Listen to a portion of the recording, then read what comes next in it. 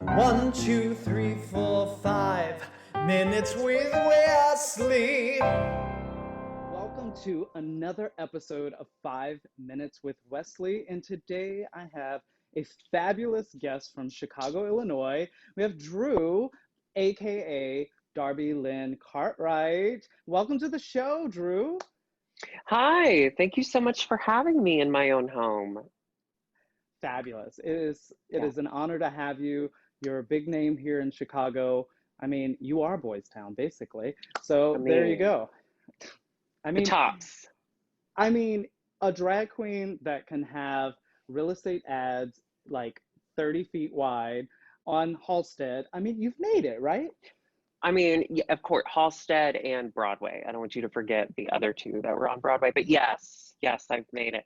Let me tell Oh, you, when you drive down the road and you see a two-story picture of yourself, um, yeah, you turn into a monster. It's hard to come back down from that, truly. So truly, here I yeah. am. I mean, it's so high up. So It's there you so go. it's so high up. Yeah, How did yeah, it get yeah, up yeah. there? Yeah. I love them. I think they're great ads, and your makeup is always impeccable on them. You have very unique makeup style. I think, wait, there's a drag queen contestant that had a similar nose that you have, and we all know she doesn't do drag anymore. But when did you define your face? When did all those lines start hitting, and you were like, "This is Cartwright"? All those lines start hitting. That's a good way to describe it. Just a bunch of lines hit my face. I Right? I feel like I feel like I'm not very good at makeup. Like I refined what I do well, but I'm not like I can't give you the hint or the rumor of blush or the hint or the rumor of a lash. I can like give it all to you all at once. If you want an eyelash, I will give you seven. I it's just like over the years as you like figure out what your drag persona is supposed to look like, you just kind of steal from other people. Like my cheek contour that people love or hate, there's no in between. I stole from an early Shea Coulee, and my nose contour.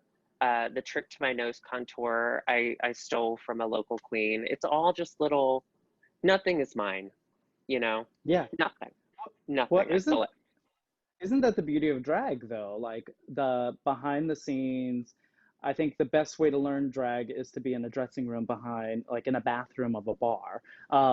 Is somebody saying, "Oh, I love how you snatched your eyebrow. Oh, girl, let me show you how to do it." And Yeah. that's where I learned all of it. And I was a Mac makeup artist, and I cannot Ooh paint. la la. Yeah. Okay. Um, but I cannot paint my face to look like, just I'm very much when I did drag, I was very much like you. It was all about the lines and everything because I'm a paint by number kind of person. Same. Yeah, I'm literally working on a paint by numbers right now of my dog. I love the rules. I love to know this is where this goes, this is where this goes.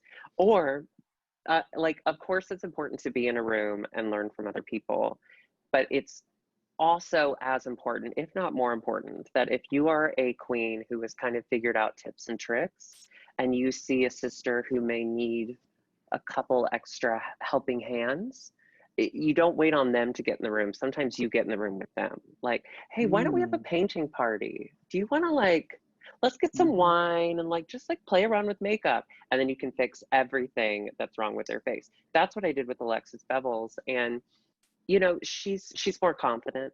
She's more confident now. Yeah, That's me, the Darby touch. they really should just have a show like Darby, like make Hmm. the Darby touch. Yeah, there you go. Yeah, where I just make fun of people's makeup and they either quit drag or they get better. Yeah, yeah, or they win a major YouTube series. There you go. Uh, Major's a strong word to describe that YouTube series, but yes, I'm on the same. I'm on it with you. well, being that it's the only drag competition on YouTube, I would say it's major for YouTube. So there you go. True. You You know, know what? Let's give her that win. it's all about perception. Um, Hmm. so you're a Southern gal, aren't you? I am. Yeah. I was born and raised just outside of Memphis, Tennessee, and I went to college at a Southern Baptist college in Mississippi. Did you really? No, I'm going amen. Oh, oh, you're amening. I was like, Yeah. did you go to MC? Because I do not remember having sex with you. But basically, that's what I did down there. Everyone, it is the gayest college I've ever been to. It is filled with closeted gay men. Everyone was just banging constantly. They had a rule that like girls couldn't go in the boys' dorm, and I was like, don't worry, that's not stopping us at all. But yeah, I grew up in the South, and then I got really sick my beginning of my junior year in college. I got a strep infection in my wrist, and I had surgery, and I had like months of physical therapy, and like I was bedridden for like 6 weeks, so I had to drop out of school. And I took that as a sign of like, you gotta leave this place, you gotta get out of the South. And I No. never looked back. Yeah, so off record, we can have a kiki about that whole situation because Yes, yes. New Orleans originally, but I went to school at Delta State University on Highway 61. Uh, Oh, I know exactly where that is. Okay. I'm a little bit older than you, not by I much. don't think so. I don't know. How old are you? Well, my birthday's tomorrow. I heard happy early birthday. I'll be 36. Oh, okay. I'm slightly older than you. I turned 36 in March. So Oh, barely. We're both 84 babies. yeah, so we literally were in the AOL Men for Men room for Mississippi at the exact same time. So Yes, we were. yeah, we just put it all together for all of the world to know that we probably had phone sex at one time. So, Yeah, it lasted 30 seconds. Neither of us enjoyed it, but we finished. so there you go. Yeah, the South is really just a hard place to be gay, especially now that I know that you're my age. At that time, being in college was so complicated. Um, Yeah. it was difficult. And so now you rewind, almost, I mean, like 15 years, and here you are in Chicago making it as a drag queen and a headliner in Chicago. And recently, the spelling of your first name had a little bit of a change. So, what fueled that? And can you elaborate on that? Sure. Yeah, my initial drag name for the first 8 years of my drag life was Dixie, and that just came from whenever I would get up in front of a crowd, I would do drag like once a year as part of the Chicago Gay Men's Chorus, like little drag show they would do, 2 nights out of the year. And anytime I'd have to talk on the mic, whenever I'd get nervous, my Southern accent would just like come out in full force. Like truly, anytime he'd hand me a microphone, I'd be like, okay, I'll do this right now. So I thought you recognize that accent, obviously. So I thought the best way to do it would be Southern. So I took Dixie Carter because Designing Women is like one of my favorite shows. I took Dixie Carter's name and kind of messed around with that and got Dixie Lynn Cartwright.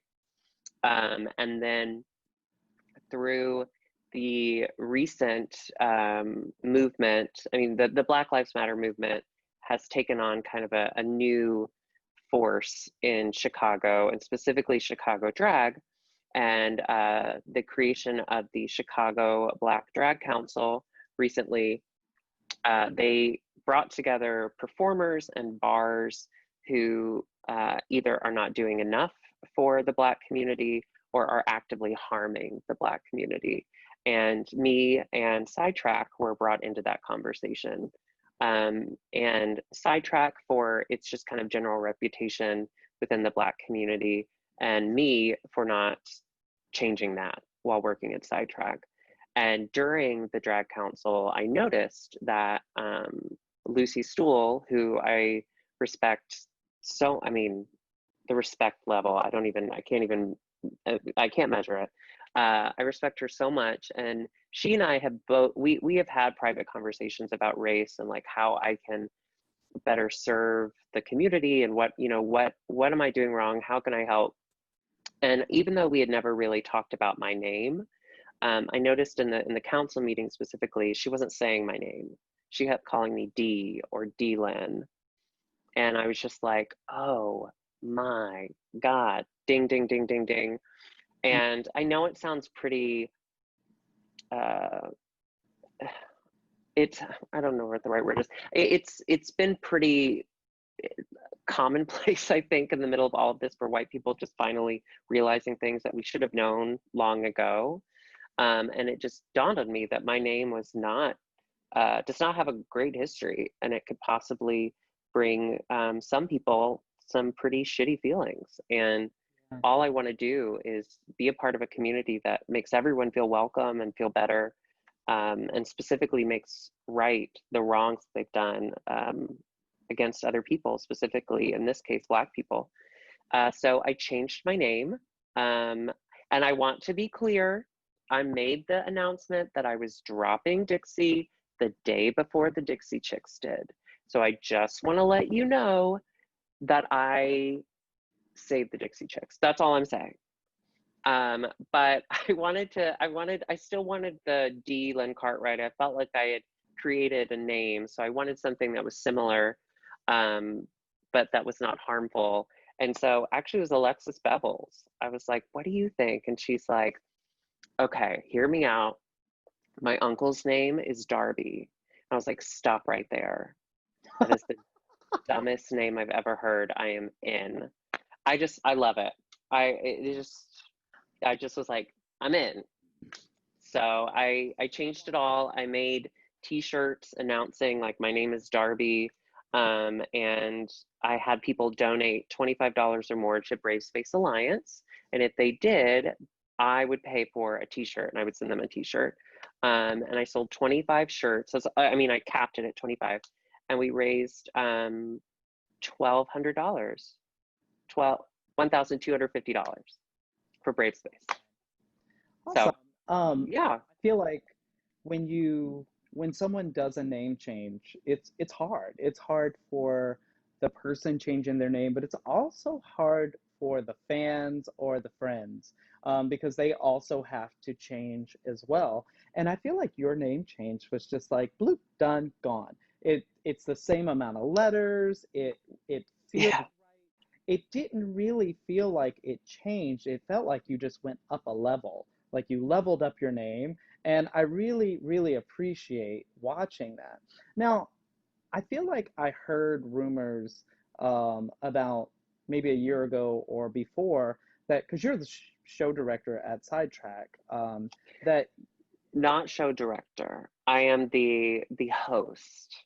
I think that was another thing too that came up in all of these conversations, that like I didn't realize like how much my name carried in Chicago. I didn't realize the reputation I had with Sidetrack, that I, I think a lot of people thought I was really kind of the driving force there. Sidetrack, I love Sidetrack so much, but they drive that car. So I certainly could have done more, and when I return, I will do more to kind of take the reins. But no, I'm usually just the host, girl. I'll show up. I'll say, who do we got tonight? Sounds good. And then I get drunk and I go home. well, USA. USA. I guess I'll rephrase and just say that you were hosting a lot of shows, and that you said, like, maybe there was an accusation or something, but you were like, we need more people of color hosting shows. Like, if there's going to be a Beyonce night, there needs to be a Black host or something like that. So I know that this has not been something just, 3 weeks ago you got involved in the Black community. I know it's something that has been around in your conversations, and I applaud you for Well, making. thank you for saying that. But it was about a year ago that I stepped down from Beyonce night. We had like an R and Bay night.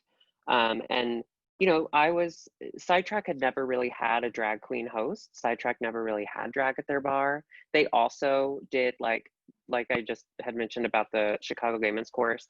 They would do one night a year for drag. It was called Night of 100 Drag Queens. They do all their drag that night, and then there'd be no more drag the rest of the year. But with new management, um, they decided to add that, and they found me.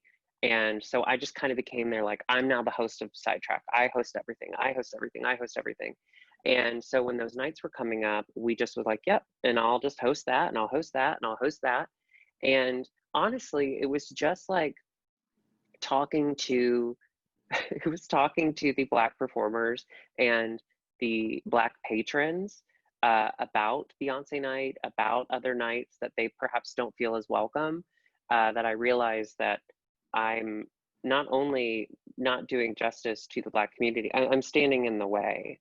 Um, and that was another decision that, yeah, I made the decision a year ago, but I made the decision 4 years after I started hosting a Beyonce night. Um, Mhm. so I think that's the biggest thing that I hope a lot of white entertainers or white people in the bars in entertainment industry is just the frustration or the anger or the hurt that we're hearing from our Black performers, our Black friends, our Black coworkers. A lot of that comes from the fact that they've been saying this for years and we didn't listen. And all we can do now is just fix it.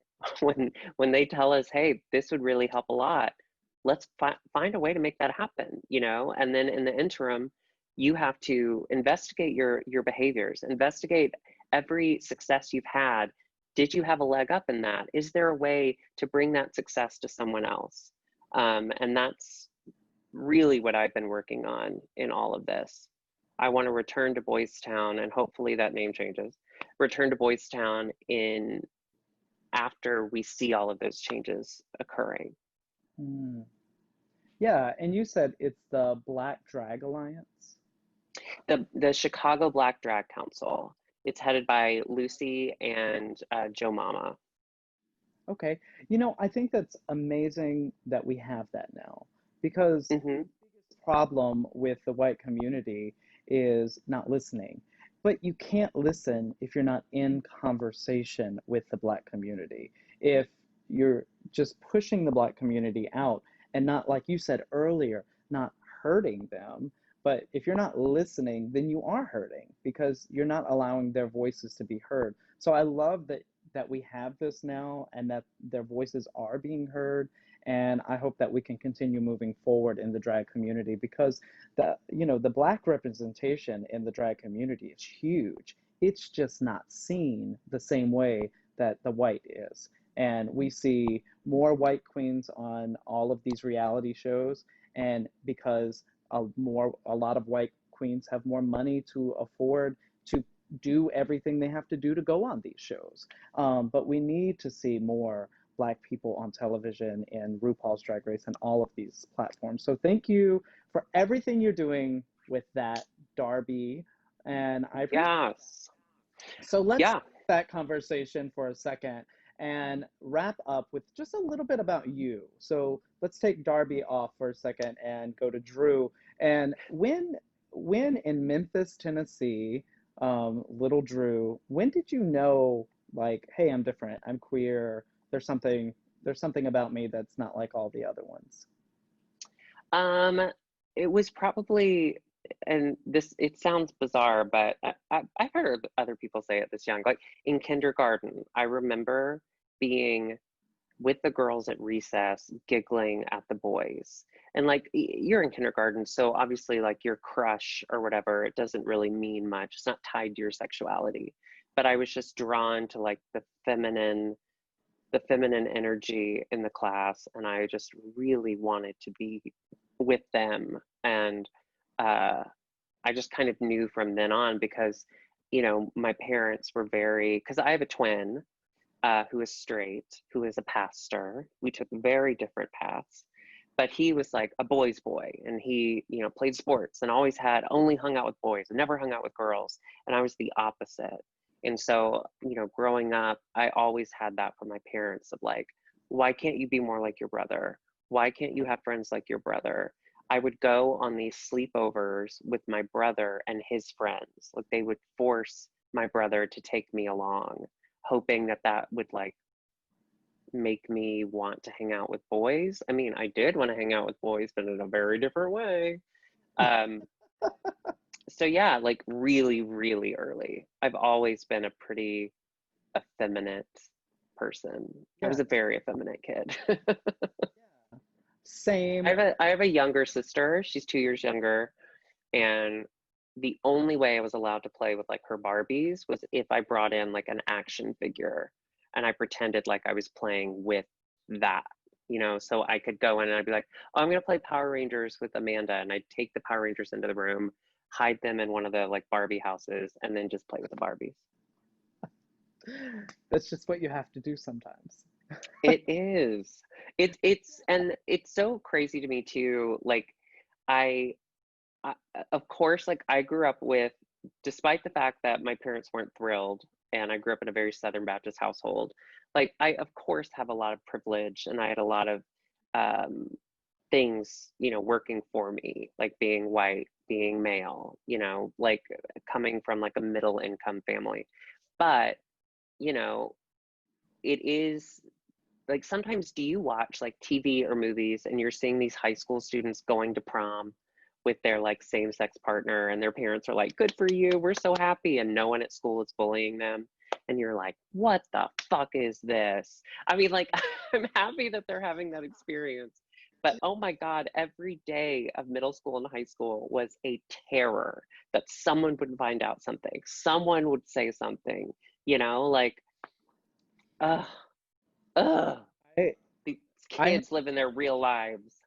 Right. I had the same experience when my partner and I, when we got together, he actually wasn't fully out yet to his family, and he had to come out probably about 4 or 5 months after we started dating.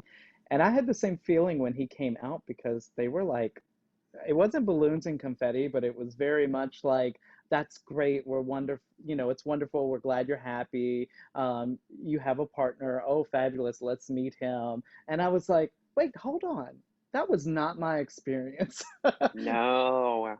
And um, that's the thing, like, obviously, I think we're both happy the world is moving in that direction. Like, obviously, that's what I hope everyone has. But there are moments where I'm like, I feel like I grew up 100 years ago, like, because I'll talk to, like, I have this online show, IMHO, with Auntie Chan, and she's 10 years younger than me. And sometimes the conversations we have, I honestly feel like her grandfather. I'm like, what? What kind of childhood did you have? That is so accepting. yeah, exactly. I think once all of this social distancing is up, you and I need to meet for coffee and debrief all of our childhood because there's so many parallels with this because I grew up Southern Baptist as well. I was Oh, fired yeah. from two Southern Baptist churches as the musician. I lived that life. I did that life. I have been saved from that life, and I'm grateful for that. And I'm still a church musician. I work for the Episcopal Church. And one day, you're going to sit on top of a grand piano, and I'm going to accompany you, and we're going to have a great time. This is what In the church. Only in a church, though. it could happen in our church. They would love it. So, Okay, great.